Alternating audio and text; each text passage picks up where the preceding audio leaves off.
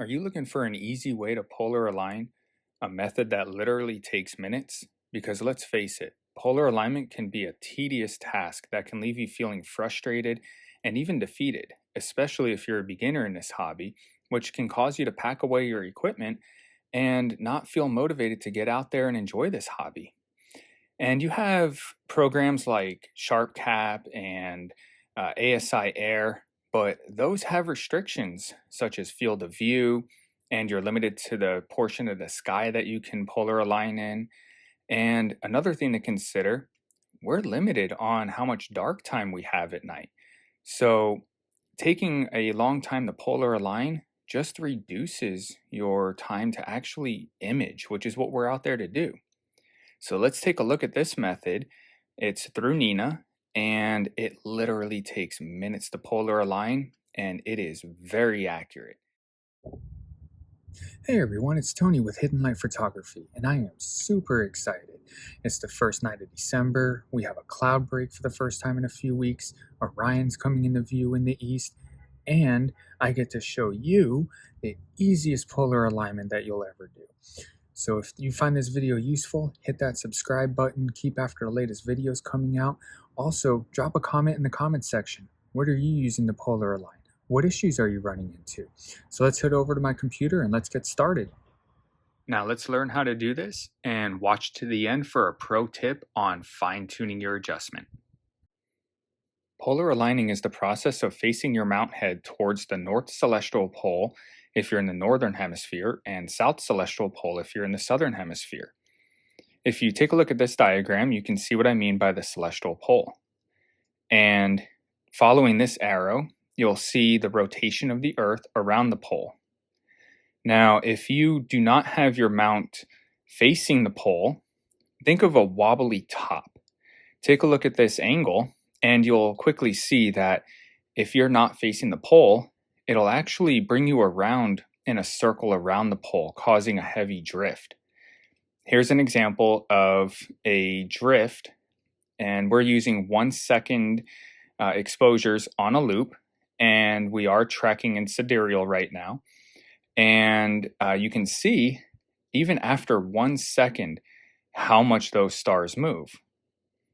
Now, in this little clip, you can see we're tracking in sidereal, and we are polar aligned here, and you can see that the stars are perfectly still. Now, that is how it needs to be in order to get the exposures that you need. The first tip of this video is that your polar alignment starts with setting up your tripod. Now, it's important to remember magnetic north is not the same as the north celestial pole. In my case, I place my iPhone with the compass on the tripod, and I have that centered between the nub that your azimuth knob's set on and the rear leg of the tripod. And having it at 354 degrees will get me close enough so I don't run out of adjustment on my azimuth knobs, because that can happen. So experiment with that, see which compass degree works for you where you don't run out of room on your azimuth adjustment. So if you remember from my video setting up n.i.n.a, the 3-point polar alignment is located in plugins. You click on available, 3-point polar alignment, and hit install. Now I'm going to put a link to that video in the description of this video so you can refer back to it. And then the next thing that you want to install and have running before you do this is plate solving. And ASTAP is the one that I use. It's very reliable. So go ahead and click on that. If you don't have ASTAP installed, please refer to the Setting Up n.i.n.a video as I go over how to install that. Now, 3-point polar alignment is located in the Imaging tab, and this little icon right over here is where 3-point polar alignment is. Now, if you click on that, you'll see the screen pop up for 3-point polar alignment, and let's go through what these mean. Measure point distance is how many degrees your telescope moves between exposures, and for the best results, set that to 20. Now, altitude and azimuth. Altitude is north-south, azimuth is east-west. Now, when thinking about this, it's helpful to think of the sky as a grid, especially if you have objects in your way. And if you take a look at these photos here, you'll see that my house is in the way in the east, and I have some trees in the west. Now, you can download an app called Stellarium, and that'll actually have the grid marks. So as you are moving around and looking at where the objects are, you can get a general idea of where you need to be. Now, I know in order to clear my house is just under 40 degrees. So I'll set this to 40 degrees. And I like my scope pointing roughly northeast when I'm doing polar alignment. There's no specific reason for that, so you don't have to really worry about which way it's pointing. The only thing you want to keep in mind is you don't want it to cross the meridian. And the meridian is an imaginary line that separates the sky from east to west. So if I start off at 40 degrees up, and then my second exposure is 20 degrees from that, that brings me to 60. And then it'll move one more time, which will bring me to 80. Therefore, I do not cross meridian, and that's what you want. Now, thinking that the sky is a grid, due north is 0 degrees, east is going to be 90 degrees, south is 180 degrees, west is 270 degrees. And that is the full circle going from north all the way around back to north. Now, when you're looking at the horizon where the ground meets the sky, that's going to be 0 degrees. Directly overhead is 90 degrees. So let's just call this 45 degrees. That's going to be halfway between horizon and directly overhead. And then if I want to point northeast, then I'm going to do 40 degrees. That's just my OCD, keep them matching. But this will point me roughly northeast and roughly halfway between horizon and meridian or zenith directly overhead. And this also allows me to clear my house.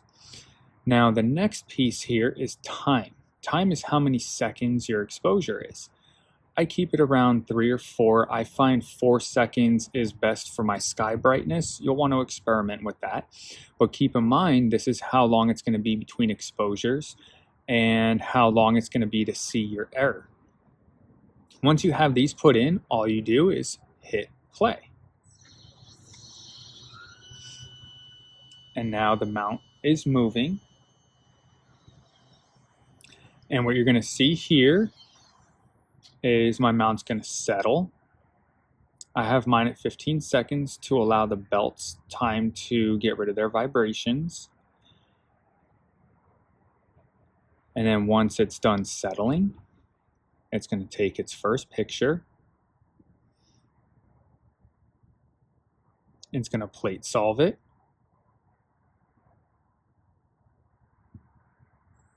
And now it's moving on to the next one. So now it's moving 20 degrees. It's going to settle again to allow the belts time to stop vibrating.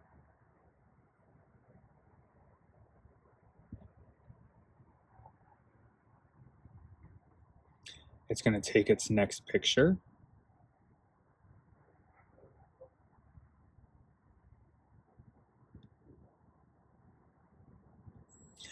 And now it's moving to its final point. Now, when you're setting these degrees, it's very important, make sure that you have enough room so your telescope does not have a collision with the tripod.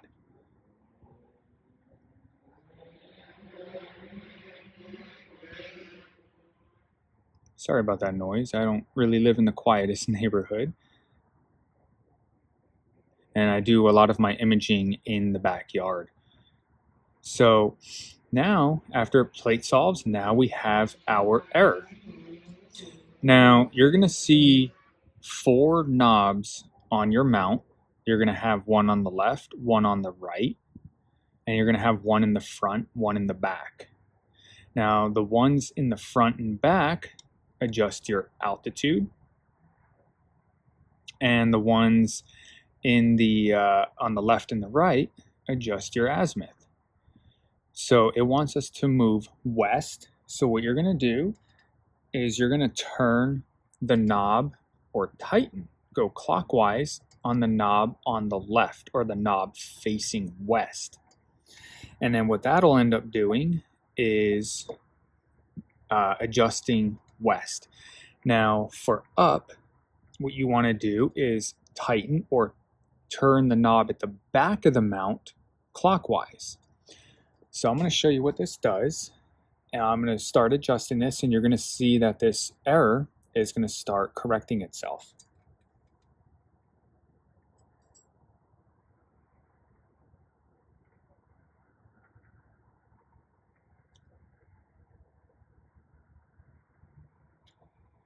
So I just adjusted west.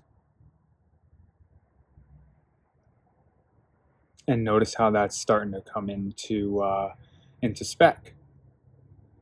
So I'm going to go ahead and get this initial adjustment done, and I'm going to bring you back because there is an important piece to this that you need to know.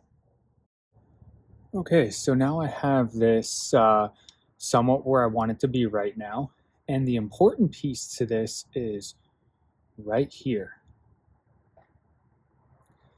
I usually will bring it to within 5 minutes on each, and then what I do is I will stop it. I'll just kind of snug the azimuth and altitude knobs, not too tight, and then what I'll do is I will replay it. And the reason for that is your initial alignment with this is going to be somewhat accurate. Even if you get it to perfect, you always want to run it again in order to get the most accurate polar alignment. Now, remember when you're doing this, you want to work the bigger number first. So if your altitude is further off, you're going to work your altitude first and then your azimuth and bring them in. And then if it flips, if during it your azimuth is further out than your altitude, work your azimuth and then bring your altitude in. You always want to work the biggest number first. So again, I hope you found this useful. If you did, please hit that subscribe button. Stay up to date on the latest videos. And until the next video, clear skies. Here's a little pro tip for fine-tuning your adjustment. When you start getting close, and what I mean by close is you're within a few seconds on your azimuth and altitude, whichever side it's calling for you to adjust, let's just say that you need to move west, you're going to take your east knob and you're going to turn it clockwise, tighten it until it just touches. And then you're going to turn your west knob and tighten that. And you're just going to work it a little bit at a time.